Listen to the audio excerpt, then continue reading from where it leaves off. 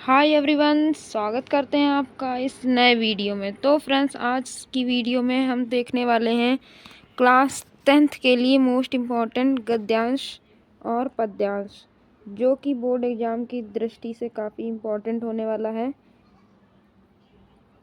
तो जो कि हर बार बोर्ड एग्ज़ाम में पूछा जाता है। तो फ्रेंड्स, हम देख लेते हैं फर्स्ट चैप्टर हमारे मित्रता, जो कि किसने लिखा? आचार्य रामचंद्र शुक्ल ने। तो इसका हम देख लेते हैं गद्यांश। ये काफ़ी इम्पोर्टेंट है। हम लोग कच्ची मिट्टी की मूर्ति के समान रहते हैं, जिसे जो जिस रूप में चाहे उसका हमारा के चाहे देवता, ऐसे लोगों का साथ हमारे लिए बुरा है। ये मोस्ट इम्पॉर्टेंट गद्यांश है, जो कि हर साल बोर्ड एग्ज़ाम में पूछा जाता है। और इसके कुछ क्वेश्चंस हैं, ये मोस्ट इम्पॉर्टेंट क्वेश्चन जो कि आप लोग देख सकते हैं। एंड हमारा दूसरा गद्यांश आ जाता है ये विश्वास पात्र मित्र से बड़ी रक्षा रहती है। ये काफ़ी इम्पॉर्टेंट है, ये भी आप लोग देख सकते हैं। ये बोर्ड एग्ज़ाम की दृष्टि से काफ़ी इम्पॉर्टेंट है। और आप लोगों को इसका अगर सॉल्यूशन चाहिए हो तो हमें कमेंट करेंगे, तो हम इसको भी करा देंगे। एंड मित्रता चैप्टर से ही है हमारा ये तीसरा, जो कि काफ़ी इम्पोर्टेंट है। मित्रता के लिए यह आवश्यक नहीं है, काफ़ी इम्पोर्टेंट है ये वाला गद्यांश हर बार पूछा जाता है। इसको भी आप लोग देख सकते हैं। और ये इसके 3 से 4 क्वेश्चन पूछे जाते हैं, ये भी काफ़ी इम्पोर्टेंट है। एंड हमारा आता है इसी चैप्टर का चौथा, कुसंग का ज्वर। ये भी मोस्ट इम्पॉर्टेंट है, ये भी काफ़ी बार पूछा जाने वाला क्वेश्चन है। ये देख सकते हैं 2013, 15, 17, 19, 22 में पूछा जाने वाला क्वेश्चन है, कुसंग का ज्वर से। मोस्ट इम्पॉर्टेंट ये भी है। आगे बढ़ते हैं। अब हमारा आ जाता है पाठ नंबर 2, ममता, जो कि किसने लिखा है?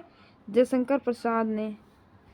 और ये इसमें से रोहतास दुर्ग के प्रकोष्ठ में बैठी हुई युवती ममता, मोस्ट इम्पॉर्टेंट है ये वाला।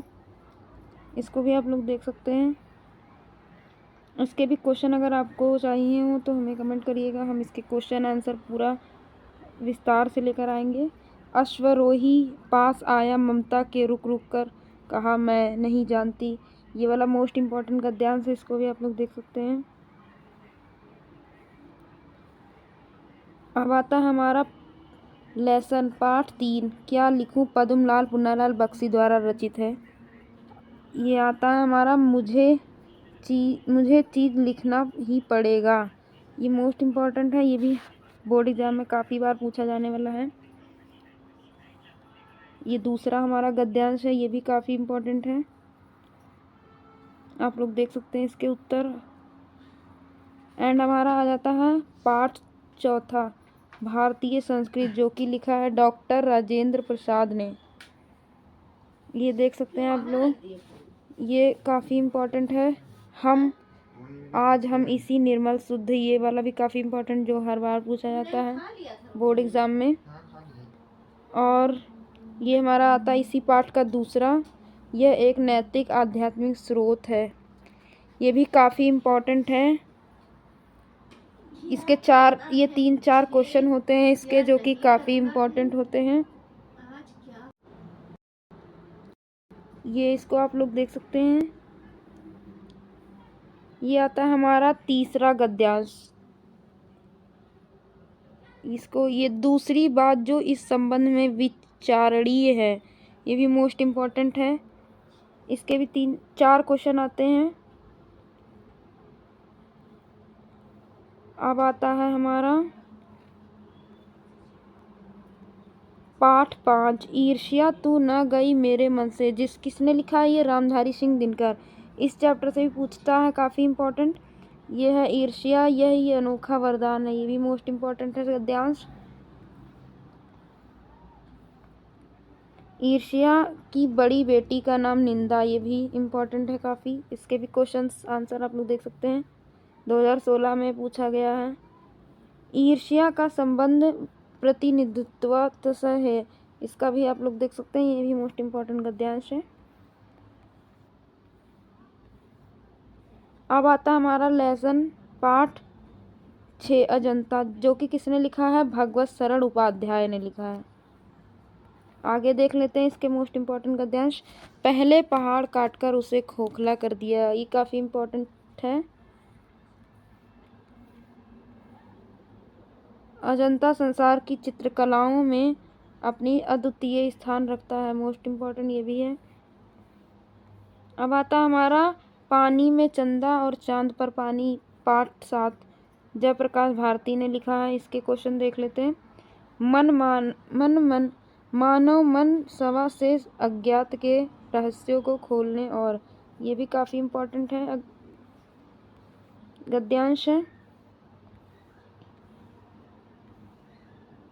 ये भी हमारा काफ़ी इम्पोर्टेंट गद्यांश है, आप लोग देख सकते हैं इसी चैप्टर का।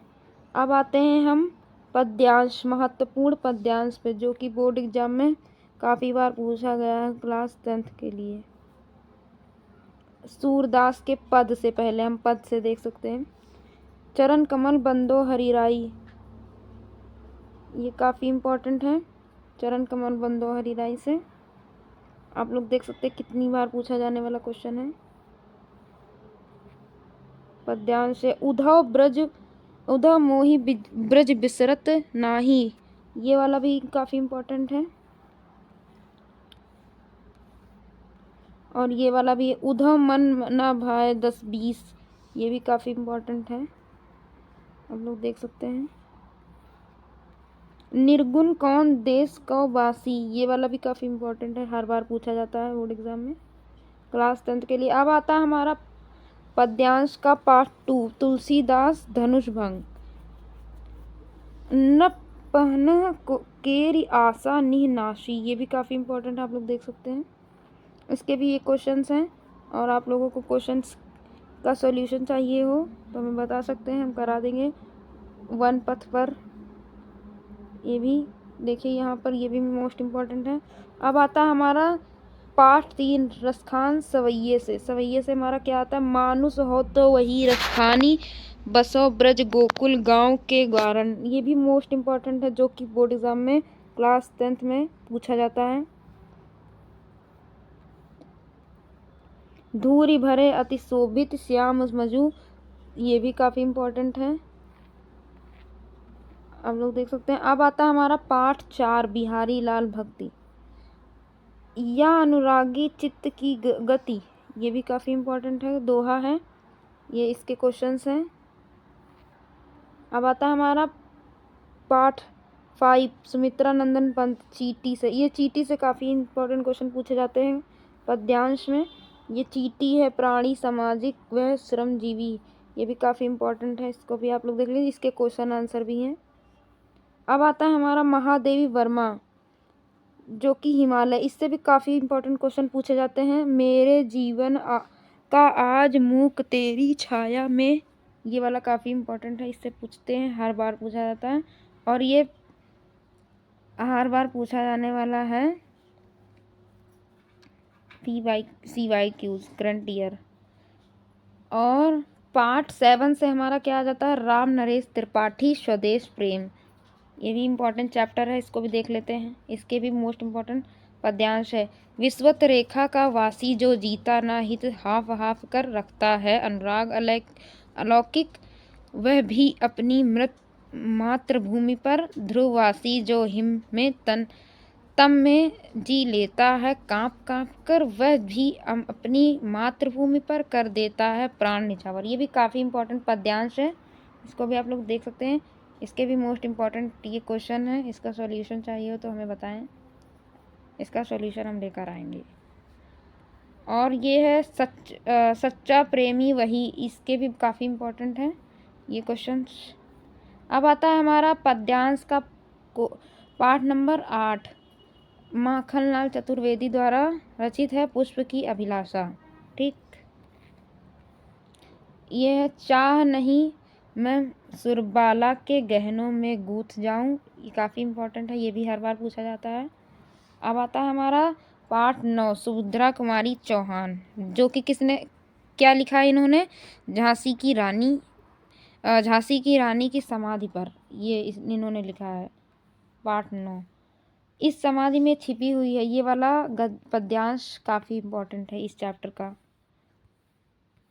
आगे हमारा क्या आ जाता है, पाठ नंबर 10, मैथिली शरण गुप्त ने भारत माता का मंदिर, ये इनका है, इन्होंने लिखा है। और इस चैप्टर से आता है बैठो माता के आंगन में, ये काफ़ी इम्पोर्टेंट है, ये भी पूछता है। इस चैप्टर से सिर्फ यही पैराग्राफ पूछता है, काफ़ी इम्पोर्टेंट है ये। अब आता है हमारा पाठ नंबर 11 पद्यांश का, केदारनाथ सिंह नदी, ये इन्होंने नदी लिखा है, ठीक है। नदी क्या है, अगर धीरे चले वह तुम्हें छू लेगी, ये वाला काफ़ी इम्पोर्टेंट पद्यांश है इस चैप्टर का।